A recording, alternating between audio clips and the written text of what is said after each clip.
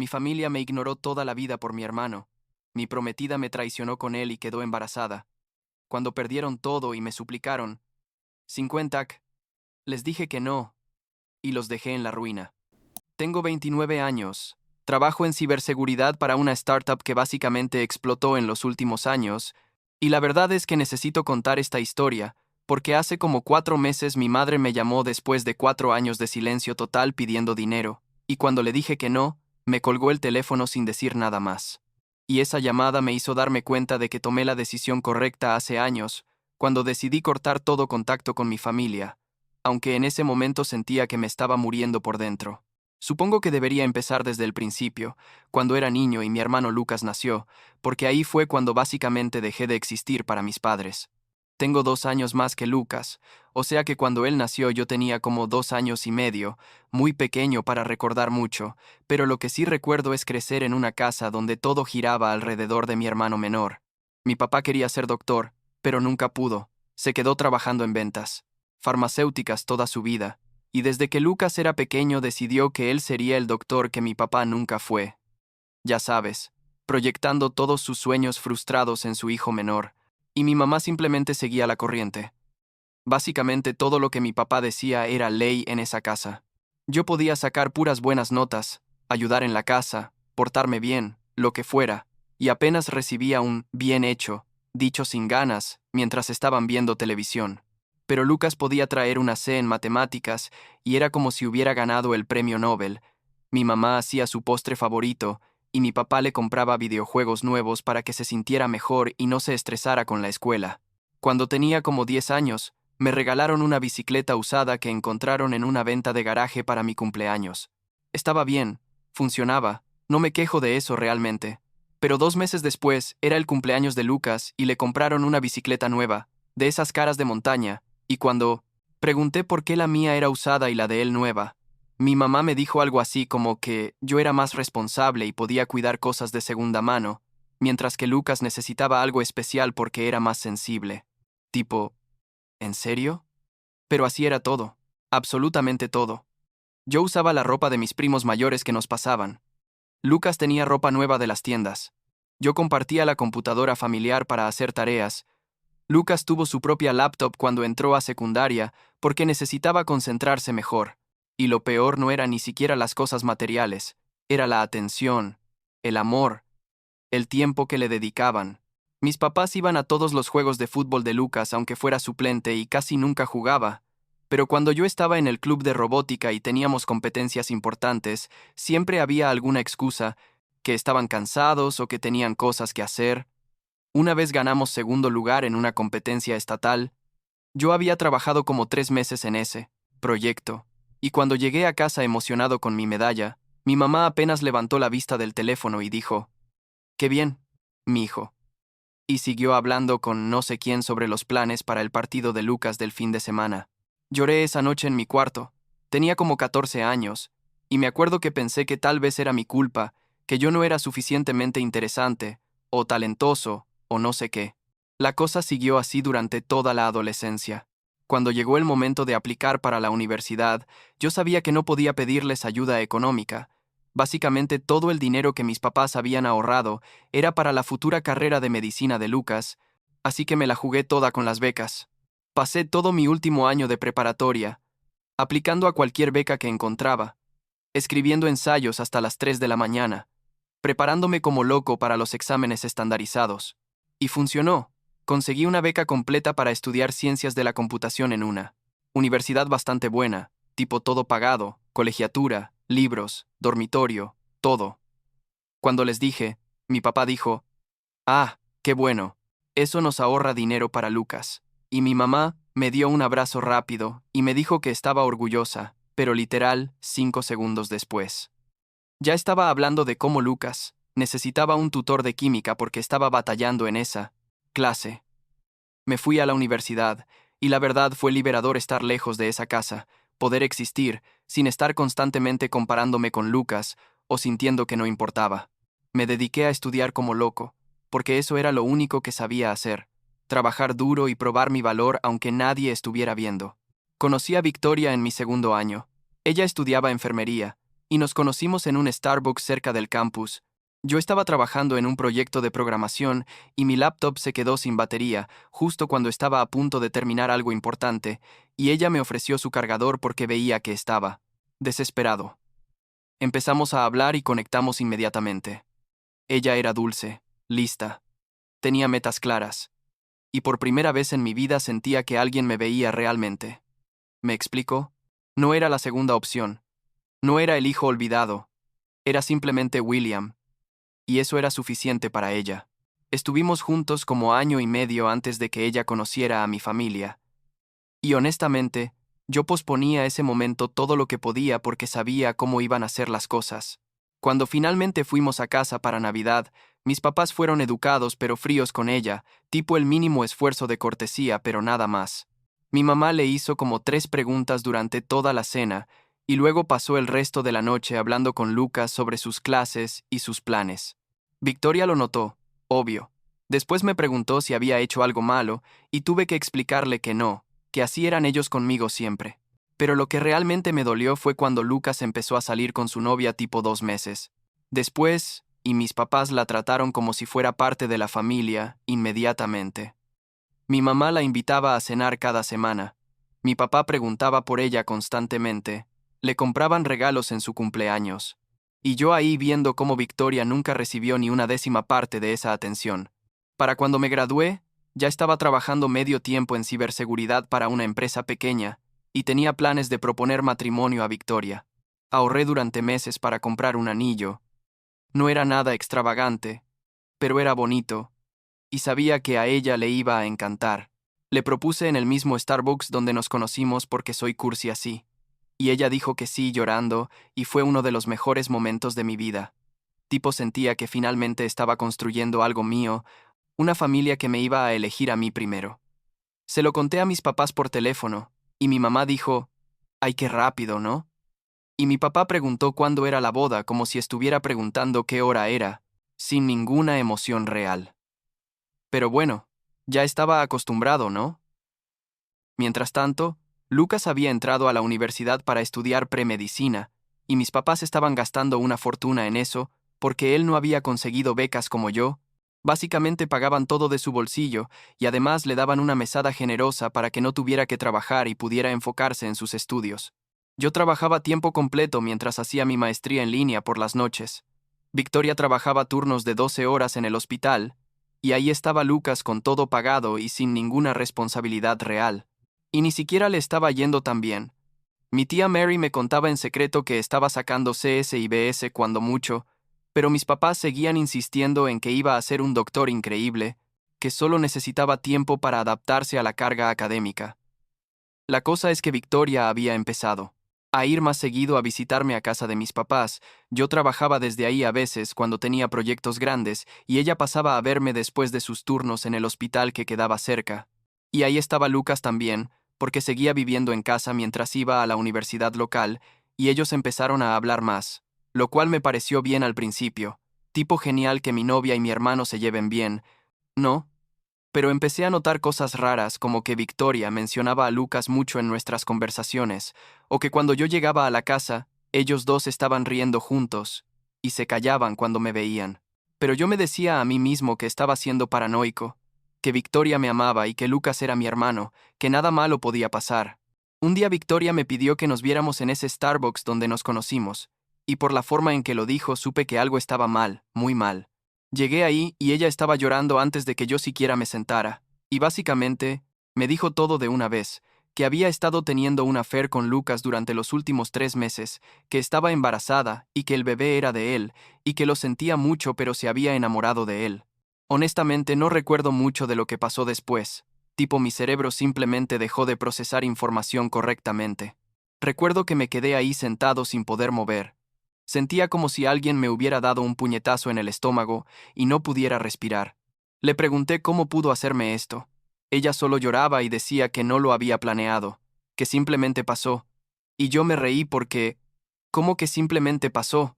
¿Te tropezaste y caíste en la cama con mi hermano una y otra vez durante 3 meses?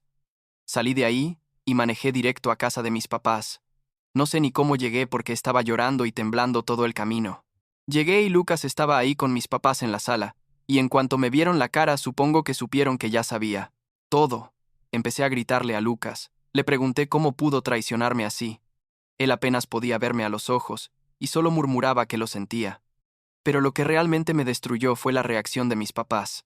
Mi mamá se puso del lado de Lucas inmediatamente. Empezó a decir que estas cosas pasan, que el corazón quiere lo que quiere, que Victoria y Lucas se enamoraron, y yo tenía que ser maduro al respecto. Mi papá dijo que Lucas no lo había hecho con mala intención, que había sido un error, pero que ahora Victoria estaba embarazada, y ellos iban a ser abuelos, y teníamos que pensar en el bebé. Les grité que qué les pasaba, que Lucas había destruido mi relación, mi compromiso, mi futuro, y mi mamá me dijo que dejara de ser dramático, que era solo una novia, y que encontraría a alguien más, pero Lucas necesitaba mi apoyo porque iba a ser padre joven, y eso iba a ser difícil para él. No podía creerlo. Literalmente, no podía procesar que mis propios papás estaban defendiendo a Lucas después de lo que había hecho. Mi papá me dijo que Victoria claramente había elegido a Lucas, y que yo tenía que aceptarlo y seguir adelante. Que todavía éramos familia, y teníamos que mantenernos unidos, especialmente ahora que iba a llegar un bebé. Les dije que estaban locos, si pensaban que yo iba a quedarme ahí, y fingir que todo estaba bien, que iba a jugar al tío feliz con el hijo que mi hermano tuvo con mi prometida. Mi mamá se enojó, y me dijo que estaba siendo egoísta, que siempre había sido celoso de Lucas, y que ahora estaba usando esto como excusa para causar drama. Tipo, ¿en serio? ¿Yo era el que causaba drama? Salí de esa casa, y juro que algo se rompió en mí ese día. Fui a mi apartamento, agarré las pocas cosas que tenía en casa de mis papás en mi siguiente visita cuando ellos no estaban, y bloqueé los números de todos, mis papás, Lucas, Victoria, todos. Le dije a mi tía Mary lo que había pasado, y ella fue la única que me apoyó.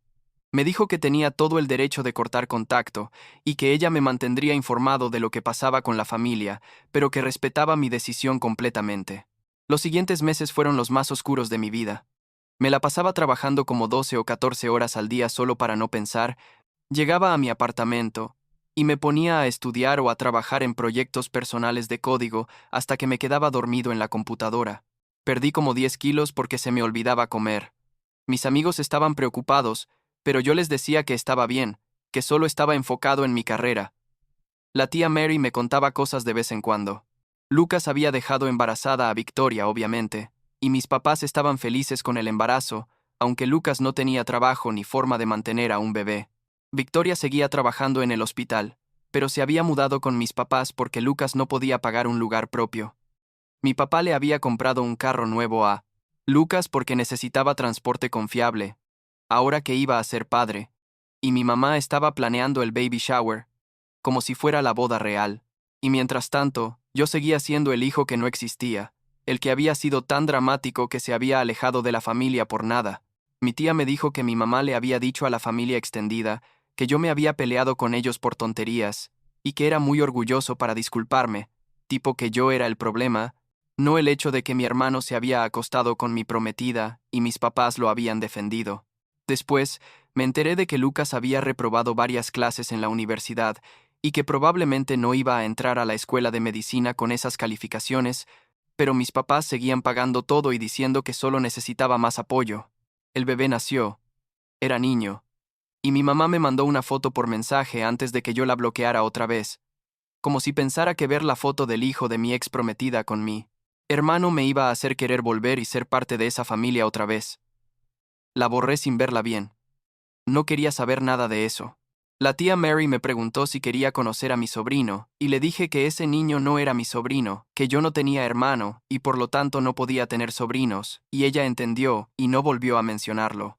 Me gradué de mi maestría con honores mientras trabajaba a tiempo completo, y ninguno de ellos estuvo ahí, obvio, porque ni siquiera sabían que estaba estudiando. Conseguí una oferta increíble de una startup de ciberseguridad que estaba empezando a crecer rápido, el salario era bueno y las opciones de acciones tenían potencial real.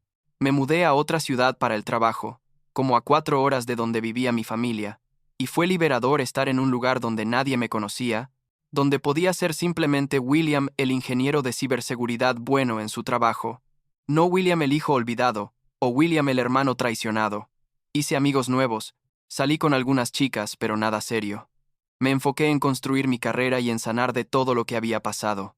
Mientras tanto, según la tía Mary, Lucas finalmente intentó aplicar a escuela de medicina después de graduarse con un GPA mediocre, y sorpresa, sorpresa, no entró a ninguna.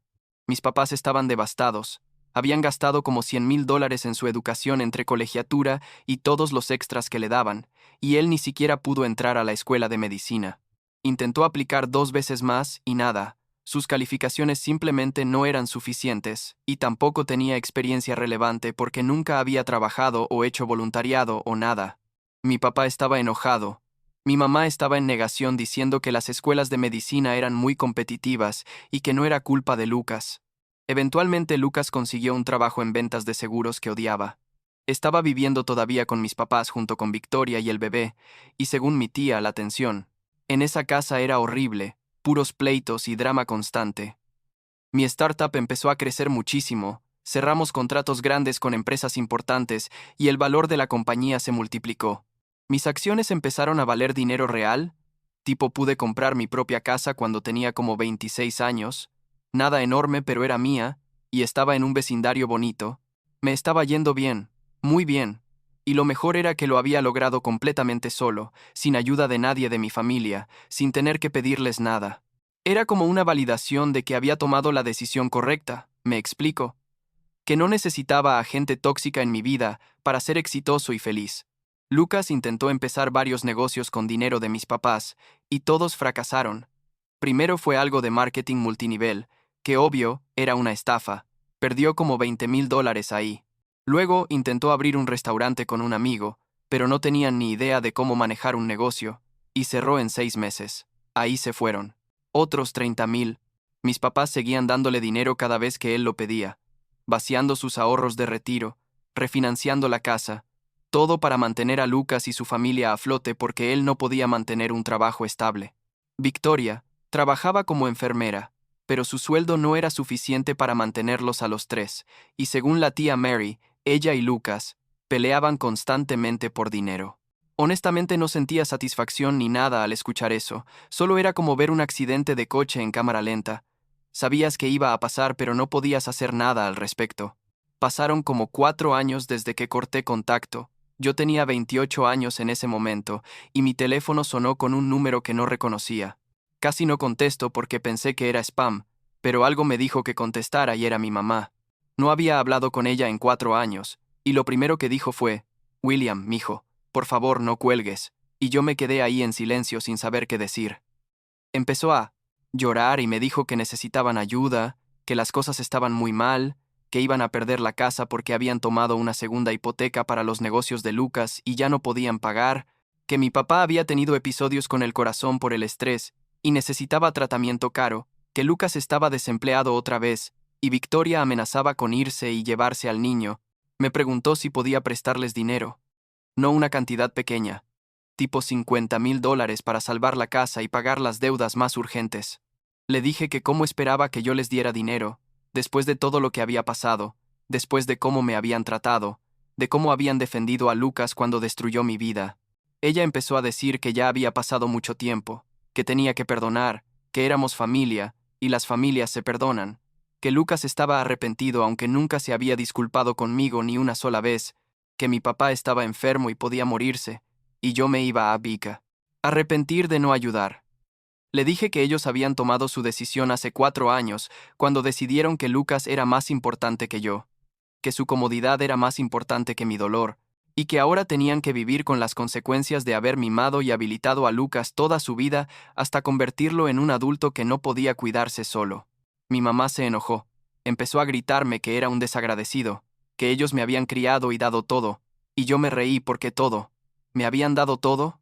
Le recordé todas las veces que me ignoraron, todas las veces que eligieron a Lucas sobre mí, la bicicleta usada, las competencias a las que no fueron. Cómo defendieron a Lucas cuando traicionó mi confianza de la peor manera posible.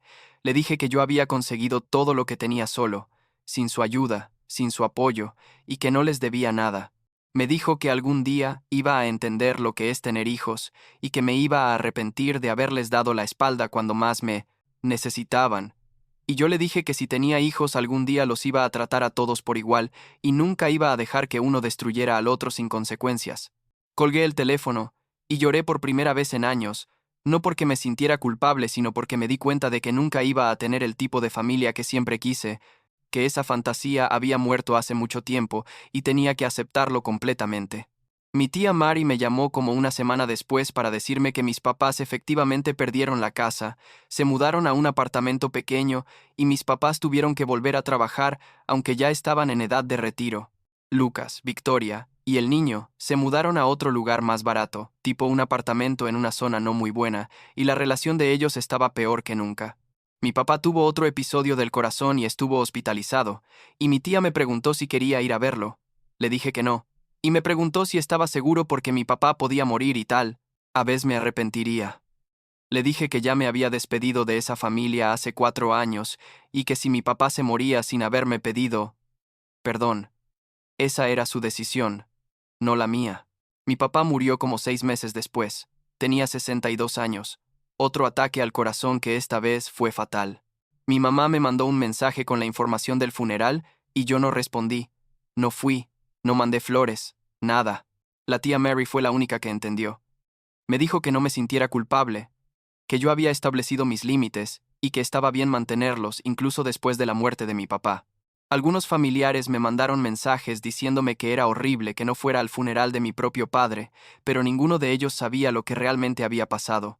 Todos solo sabían la versión que mi mamá contaba, de que yo era el hijo orgulloso, que se había alejado por nada. Ahora tengo 29.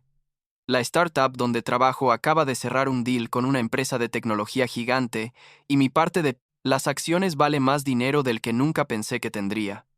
Compré una casa más grande. Tengo un carro nuevo. Salgo con una chica increíble que conocí hace unos meses en un evento de tecnología, y las cosas van bien. No hablo con nadie de mi familia, excepto con la tía Mary, quien me respeta y entiende mi decisión.